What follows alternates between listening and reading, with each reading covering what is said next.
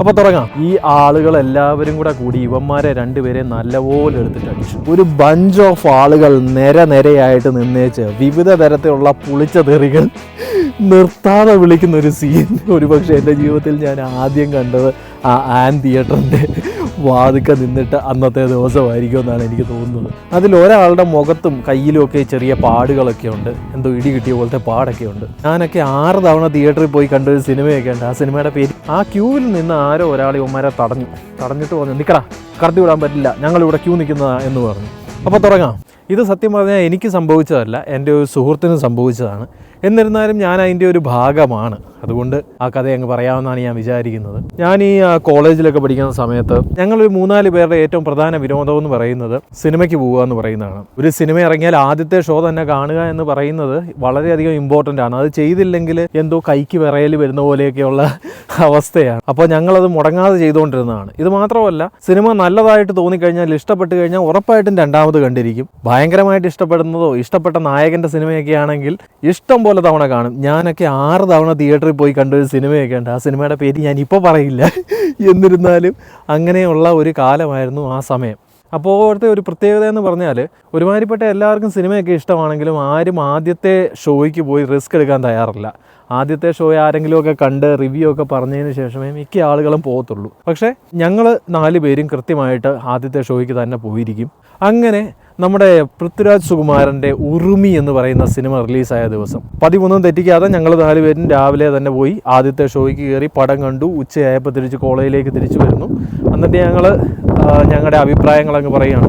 എന്തൊരു പടം, മലയാളം കാണാത്ത പടം എന്നെല്ലാം പറഞ്ഞ് എല്ലാവരുടെ അടുത്തും പറയുന്നു. എല്ലാവർക്കും സിനിമ കാണണമെന്ന് ഭയങ്കരമായിട്ടുള്ള ആവേശം. എൻ്റെ ക്ലാസ്സിലുള്ള ഒരു 10-12ഓളം ആളുകൾ രാത്രിയിലത്തെ ഷോയ്ക്ക് പോകാൻ തീരുമാനിച്ചു. ഞാൻ തിരിച്ച് എൻ്റെ താമസിക്കുന്ന വീട്ടിലേക്ക് ചെന്നപ്പോൾ, ഞാനൊരു ഹോസ്റ്റലിലല്ല താമസിച്ചത്, എനിക്ക് ഹോസ്റ്റലിലൊന്നും അവന്മാർ അഡ്മിഷൻ തന്നില്ല. അപ്പോൾ പുറത്തൊരു വീടെടുത്തിട്ടാണ് ഞങ്ങൾ കുറച്ച് പേര് താമസിക്കുന്നത്. അപ്പോൾ ഞങ്ങൾ അവിടെ ചെന്ന് കഴിഞ്ഞപ്പോഴത്തേക്കും അവിടെയുള്ളവരെല്ലാം പറഞ്ഞു, എന്നാൽ നമുക്ക് സെക്കൻഡ് ഷോയ്ക്ക് പോകാമെന്ന് പറഞ്ഞു. ഒരു സിനിമ രണ്ടാമത് കാണുന്നത്, ആദ്യത്തെ ദിവസം തന്നെ രണ്ടാമത് കാണുന്നതൊന്നും ഒരു പുത്തരിയുള്ള കേസേ അല്ല. അതുകൊണ്ട് ധൈര്യമായിട്ട് ഞാൻ ഇറങ്ങി, ഞാൻ പോയേക്കാന്നും പറഞ്ഞ് അങ്ങനെ സെക്കൻഡ് ഷോയ്ക്ക് ഞങ്ങൾ പോവുകയാണ്. ഇത് കോതമംഗലത്താണ് നടക്കുന്നത്. ആ സമയത്ത് കോതമംഗലത്ത് ആൻ ജവഹർ എന്ന് പറയുന്ന 2 തിയേറ്റേഴ്സ്, ഒരു തിയേറ്റർ കോംപ്ലക്സ് പോലെ അടുത്തടുത്തുള്ള തിയേറ്റേഴ്സ് ഉള്ള സമയമാണ്. ഇപ്പോൾ അതിൻ്റെ പേര് മാറിയെന്ന് തോന്നുന്നു.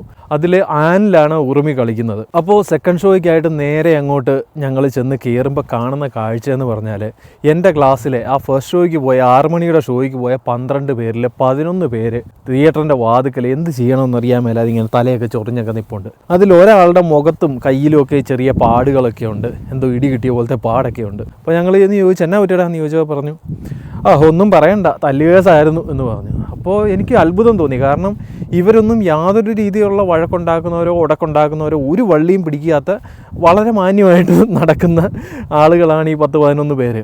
ഞാൻ വിചാരിച്ചു ഇതിലെന്താ സംഭവിച്ചതെന്ന് ചോദിച്ചപ്പോൾ പറഞ്ഞു, അതും ഒരാൾക്ക് മാത്രമേ മുറിവുള്ളൂ, ബാക്കി ആർക്കും ഒരു പ്രശ്നവുമില്ല. അത് മാത്രമല്ല, ഞാൻ നോക്കിയപ്പോൾ ഈ കൂട്ടത്തിൽ ഒരാൾ മിസ്സിങ്ങും ഉണ്ട്. അപ്പോൾ ഞാൻ ചോദിച്ചു, ആ ആൾ എന്ത് ചെയ്യുമെന്ന് ചോദിച്ചപ്പോൾ അവർ പറഞ്ഞു, ഇൻ്റർവെല്ല് കഴിഞ്ഞ് കുറച്ച് നേരം കഴിഞ്ഞപ്പോഴത്തേക്കും വീട്ടിൽ പോയി എന്ന് പറഞ്ഞു. ഞാൻ ചോദിച്ചു, എന്താ സംഭവിച്ചതെന്ന് ചോദിച്ചപ്പോൾ, അന്നത്തെ കാലത്ത് ഈ ഓൺലൈൻ ബുക്കിംഗ് ഒന്നുമില്ല, എല്ലാവരും വരുന്നു, തിയേറ്ററിൽ ക്യൂ നിൽക്കുന്നു, ടിക്കറ്റ് എടുക്കുന്നു, അങ്ങനെയാണ്.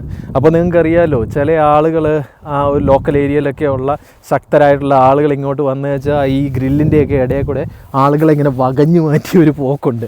അങ്ങനെ വകഞ്ഞു മാറ്റി ഈ ഉറുമി കാണാൻ വേണ്ടി ഫസ്റ്റ് ഷോയ്ക്ക് ടിക്കറ്റ് എടുക്കാൻ അവിടെ നിന്ന് വന്ന ചില ആളുകൾ കയറിപ്പോയപ്പോൾ ഈ കൂട്ടത്തിൽ ആരോ, ഇവരുടെ കൂട്ടത്തിലല്ല, ആ ക്യൂവിൽ നിന്ന് ആരോ ഒരാൾ ഇവന്മാരെ തടഞ്ഞിട്ട് പറഞ്ഞു, നിൽക്കടാ, കടത്തി വിടാൻ പറ്റില്ല, ഞങ്ങളിവിടെ ക്യൂ നിൽക്കുന്നതാ എന്ന് പറഞ്ഞു. പക്ഷേ അവർ മൈൻഡ് ചെയ്തില്ല. അവർ കൈയൊക്കെ തട്ടി മാറ്റി അവരങ്ങ് പോയി, അവരകത്ത് കയറി ടിക്കറ്റ് എടുത്തു. പക്ഷേ അവർക്കിതങ്ങോട്ട് പിടിച്ചില്ല.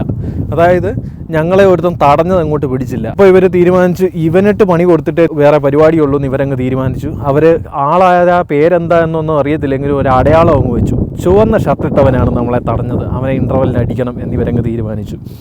അങ്ങനെ ചുവന്ന ഷർട്ടിൻ്റെ അടയാളമായിട്ട് ഇവർ അകത്ത് കയറി സിനിമ തുടങ്ങി.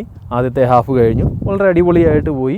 എല്ലാവരും വളരെ എൻജോയ് ചെയ്ത് സിനിമയെല്ലാം കണ്ടതിന് ശേഷം ഇൻ്റർവെല്ലായപ്പോൾ, ഞാൻ നേരത്തെ പറഞ്ഞില്ലേ, ഈ കൂട്ടത്തിൽ ഒരാളിനെ മാത്രം കണ്ടില്ല, പുള്ളി വീട്ടിൽ പോയെന്ന് പറഞ്ഞില്ലേ, പുള്ളിയുടെ അപ്പുറത്തും ഇപ്പുറത്തുമായിട്ട് 2 പേര് വന്നിങ്ങ് പിടിച്ചു. ഇവരുടെ നോട്ടത്തിൽ ഇവൻ ഇട്ടിരിക്കുന്നതും റെഡ് ഷർട്ടാണ്. ഇവർ ആ ടിക്കറ്റ് എടുക്കാൻ പോയപ്പോൾ ഇവരെ തടഞ്ഞു നിർത്തിയ ആ റെഡ് ടീഷർട്ടുകാരൻ ഇവനാണ് എന്ന് തെറ്റിദ്ധരിച്ചിട്ട് ഇവർ 2 പേരും കൂടി ഇവനെ പിടിക്കുന്നു. ബാക്കി ആളുകളെല്ലാം കൂടി ഓടി വരുന്നു. ഇവൻ്റെ കൂടെ ബാക്കി 11 പേരും ഉണ്ട്.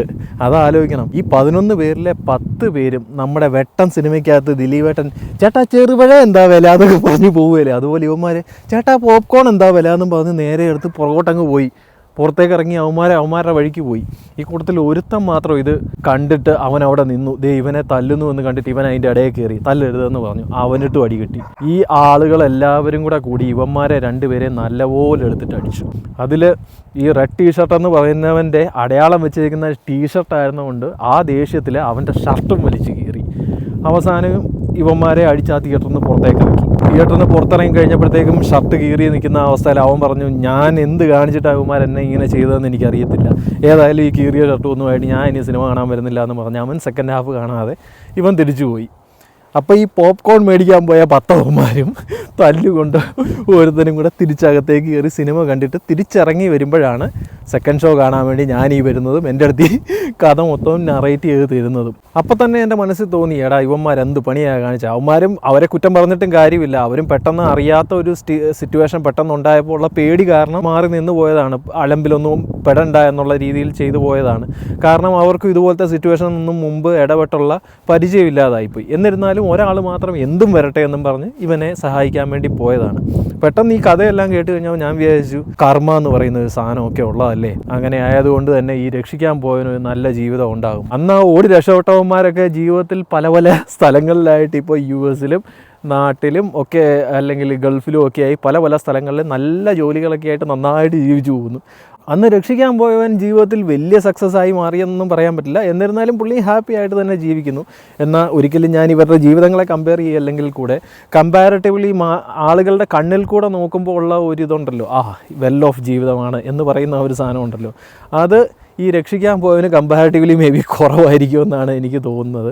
അല്ലെങ്കിൽ തന്നെ ആ ഒരു സമയമൊക്കെ ആയപ്പോഴത്തേക്ക് ഈ കർമ്മ എന്ന് പറയുന്ന സാധനമോ കർമ്മ ബൂമറാങ് ആണെന്നോ ഇങ്ങനത്തെ കാര്യങ്ങളിലൊന്നും എനിക്ക് വലിയ വിശ്വാസം ഇല്ലാതായി മാറിയിരുന്നു. എന്നിരുന്നാലും ഒന്നറിയാം, അന്ന് ആ പേടിച്ചിട്ട് മാറി നിന്നവരെല്ലാം പിന്നീട് എപ്പോഴെങ്കിലുമൊക്കെ ജീവിതത്തിൽ റിഗ്രറ്റ് ചെയ്തിട്ടുണ്ടായിരിക്കും, അന്ന് അവനെ ഹെൽപ്പ് ചെയ്യാൻ ഞങ്ങൾ പോകേണ്ടതായിരുന്നു എന്ന് ഒരിക്കലെങ്കിലും ചിന്തിച്ചിട്ടുണ്ടായിരിക്കും. എന്നാൽ 2 ഇടി കൊണ്ടിട്ടാണെങ്കിലും ഫ്രണ്ടിനെ രക്ഷിക്കാൻ വേണ്ടി പോയവനെ ഇടി കൊണ്ടാലെന്താ, എന്നെക്കൊണ്ട് പറ്റുന്ന ഞാൻ ചെയ്തില്ലേ, അവനൊരു 2 ഇടി കുറച്ച് മേടിച്ച് കൊടുത്തില്ലേ എന്നുള്ള ആശ്വാസം പുള്ളിക്ക് എല്ലാ കാലത്തും ഉണ്ടായിട്ടുണ്ടാകുമെന്ന് തന്നെയാണ് ഞാൻ വിശ്വസിക്കുന്നത്. ഒരു ചെറിയ കഥയും കൂടെ പറഞ്ഞിട്ട് നമുക്ക് ഈ തിയേറ്റർ കഥ തൽക്കാലത്തേക്ക് അങ്ങ് നിർത്താം. പണ്ട് ഇതുപോലെ ഞങ്ങൾ ഈ പറഞ്ഞ 4 പേര് ഒരു സിനിമയുടെ ആദ്യത്തെ ഷോ കണ്ടിട്ട് തിരിച്ചിറങ്ങി വരികയാണ്. ദ ത്രില്ലർ എന്ന് പറയുന്ന ബി ഉണ്ണികൃഷ്ണൻ സംവിധാനം ചെയ്തിട്ടുള്ള വീണ്ടും ഒരു പൃഥ്വിരാജ് ചിത്രം. അത് കണ്ടിട്ടാണ് ഞങ്ങൾ ഇറങ്ങി വരുന്നത്. അപ്പോൾ ഇറങ്ങി ഇങ്ങനെ വരുന്ന സമയത്ത് കോളേജിൽ പഠിക്കുന്ന ഞങ്ങളുടെ 2-3 പരിചയക്കാർ പതുക്കെ ഇങ്ങോട്ടേക്ക് നടന്നു വരുന്നു. അപ്പോൾ ഇവന്മാർ വന്ന ഉടനെ ഞങ്ങളോട് ചോദിച്ചു, എങ്ങനെ ഉണ്ടാ പടം, എങ്ങനെ ഉണ്ടാ എന്ന് ചോദിച്ചു. അപ്പോൾ എൻ്റെ ഫ്രണ്ട് എടുത്ത വായിലേ പറഞ്ഞു, കുഴപ്പമില്ല, വലിയ ഇതൊന്നും ഇല്ലടാ, സസ്പെൻസാണ്, സിദ്ദിഖാണ് വില്ലൻ. ഇതാണ് അവൻ പറഞ്ഞ റിവ്യൂ. ഈവൻ ഇത് പറയുന്ന സമയത്ത് ഈ ടിക്കറ്റ് എടുക്കാൻ വേണ്ടിയുള്ള ക്യൂ എന്ന് പറഞ്ഞില്ലേ, അതിൻ്റെ ആളുകൾ മുഴുവൻ ഇങ്ങനെ നിരന്ന് നിൽക്കുകയാണ്. ഈ വഴക്കൊക്കെ ഉണ്ടാകുമ്പോൾ അങ്ങോട്ടും ഇങ്ങോട്ടുള്ള തെറിവിളികളും അല്ലെ ഒരാളെ ഒറ്റയ്ക്ക് നിന്ന് തെറി വിളിക്കുന്നതൊക്കെ ഞാൻ കണ്ടിട്ടുമുണ്ട്, കേട്ടിട്ടുമുണ്ട്, ഇടപെട്ടിട്ടും എല്ലാം ഉണ്ട്. പക്ഷേ ഒരു ബഞ്ച് ഓഫ് ആളുകൾ നിരയായിട്ട് നിന്നേച്ച് വിവിധ തരത്തിലുള്ള പുളിച്ച തെറികൾ നിർത്താതെ വിളിക്കുന്നൊരു സീൻ ഒരു പക്ഷേ എൻ്റെ ജീവിതത്തിൽ ഞാൻ ആദ്യം കണ്ടത് ആ ആൻ തിയേറ്ററിൻ്റെ വാതിക്ക നിന്നിട്ട് അന്നത്തെ ദിവസമായിരിക്കുമെന്നാണ് എനിക്ക് തോന്നുന്നത്. ഇങ്ങനെയാണ് പല സമയത്തും നമ്മൾ വള്ളികൾ പിടിക്കാൻ അങ്ങോട്ട് പോകേണ്ട, നേരെ ഇങ്ങോട്ടേക്ക് തന്നെ വന്ന് കയറിക്കോളും. ഇന്നിപ്പോൾ നമ്മൾ പ്രത്യേകിച്ചൊന്നും ചെയ്യാതെ നമ്മുടെ അടുത്തേക്ക് വന്ന് കയറിയ വള്ളിയെക്കുറിച്ചാണ് ഞാൻ പറഞ്ഞതെങ്കിൽ, ഒരു കാര്യമില്ലാത്ത വള്ളി അങ്ങോട്ട് പോയി കയറി പിടിച്ചിട്ടുള്ള ഒരു അനുഭവം എനിക്ക് ഓർമ്മയുണ്ട്. അത് നടക്കുന്ന കുറച്ച് കാലം കൂടെ കഴിഞ്ഞിട്ടാണ്, തമിഴ്നാട്ടിൽ വെച്ചാണ് നടക്കുന്നത്. ഞാനും ഒരു ആനയും തമ്മിലുള്ള ഒരു കഥയാണത്. ആ കഥ ഇനി ഞാൻ വരുമ്പോൾ നിങ്ങളുടെ അടുത്ത് പറയാം. So till we meet again, this is your neighbor Mallu RJ Sherin signing off.